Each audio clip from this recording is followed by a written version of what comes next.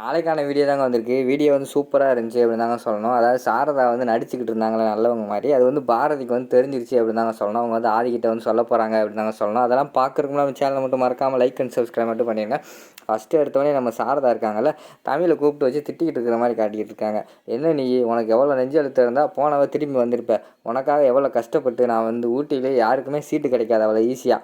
அந்த ஸ்கூலை பார்த்து நான் பேசி உனக்கு சீட்டு வாங்கி கொடுத்தா எவ்வளோ தைரியம் இருந்தால் நீ போயிட்டு அங்கே படிக்க மாட்டேன்னு சொல்லிட்டு திரும்பி வந்திருக்க அப்படிங்கிற மாதிரி வந்து நம்ம சாரதா வந்து தமிழை பிடிச்சி திட்டிக்கிட்டு இருக்கிற மாதிரி காட்டிக்கிட்டு இருக்காங்க. அந்த நேரத்தில் வந்து எதை தற்செயலாக வந்து பாரதி அங்கே நடந்து வராங்க. இவங்க 2 பேர் பேசுகிறத வந்து ஒட்டு கேட்டுறாங்க நின்றுட்டு.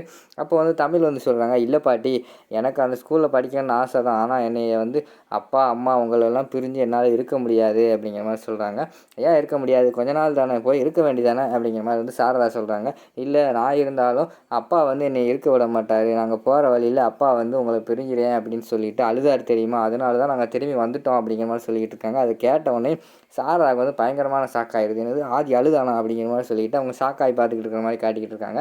இந்த பக்கம் பார்த்தா நம்ம பாரதி வந்து என்ன இவங்க பெரிய மனுஷங்க மாதிரியா பேசிக்கிட்டு இருக்காங்க, சின்ன பிள்ளைய பிடிச்சி இப்படி திட்டிக்கிட்டு இருக்காங்களே, நம்ம என்னமோ இவங்க நல்லவங்க தெரிஞ்சுக்கிட்டாங்கன்னு நினச்சிக்கிட்டு இருந்தோம், இவங்க இப்படி தான் இருக்கு போல் அப்படின்னு நினச்சிட்டு அவங்க அந்த இடத்த விட்டு போயிடுறாங்க. அடுத்து ஸ்வேதா, அறிவு, சாரதாலாம் பேசிக்கிட்டு இருக்கிறத திருப்பி அந்த தற்செயலாக போகும்போது பாரதி வந்து கேட்டுடுறாங்க. அங்கே வந்து ஸ்வேதா வந்து சொல்கிறாங்க, அத்தை வந்து மாமா என்னைக்கா இருந்தாலும் எனக்கு தான் சொல்லிட்டு சத்தியம் பண்ணி கொடுத்துருக்காங்க அப்படின்னு சொன்னதை கேட்டவொடனே பாரதிக்கு வந்து பயங்கரமான ஷாக் ஆயிடுது. என்ன இது புது ட்விஸ்ட்டாக இருக்கே, நமக்கு இதெல்லாம் தெரியாதே, சாரதா அவங்க வந்து நல்லவங்க மாதிரிலாம் நடிச்சுக்கிட்டு இருந்தாங்க அந்த அம்மா, இப்போ என்ன இப்படி பண்ணுறாங்களே அப்படின்னு சொல்லிட்டு யோசிச்சுக்கிட்டே இருக்காங்க. அடுத்து வந்து ஸ்வேதா வந்து சொல்கிறாங்க, மாமாவை அடையாமல் நான் விடவே மாட்டேன், எத்தனை ஜென்மம் எடுத்தாலும் மாமா எனக்கு தான் ஹஸ்பண்ட். அந்த பாரதி வந்து மாமா கூட இருக்கிறத பார்த்தாலே எனக்கு அருவருப்பாக இருக்குது, நான் என்ன பண்ணுறது அப்படின்னு சொல்லிட்டு பல்ல கடிச்சிக்கிட்டு கோவப்படுற மாதிரி காட்டிக்கிட்டு இருக்காங்க.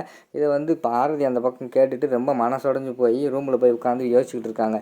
என்ன ஆதி வேறு அம்மா வந்து திருந்திட்டாங்க, நம்மளாம் நல்லா கவனிச்சிக்கிட்டு இருக்காங்கன்னு நினச்சிக்கிட்டு இருக்காங்க. ஆனால் இவங்க அப்படி கிடையாது, ஏதோ பயங்கரமான திட்டம் போட்டுக்கிட்டு இருக்காங்க.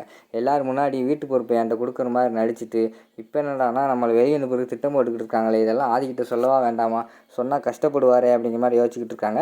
அடுத்து இன்னொரு பக்கம் வந்து நம்ம கண்டிப்பாக சொல்லி தான் ஆகணும், இந்த பிரச்சனை இப்படியே விடக்கூடாது, இதை எப்படியாவது சொல்லி இந்த பிரச்சனையிலேருந்து நம்ம ஃபஸ்ட்டு வெளியில் வரணும் அப்படிங்கிற மாதிரி வந்து நம்ம பாரதி வந்து யோசிச்சுக்கிட்டு இருக்கிற மாதிரி காட்டிக்கிட்டு இருக்காங்க. அதோடு பார்த்திங்கன்னா அந்த ப்ரோமோ வந்து முடிச்சிடுறாங்க.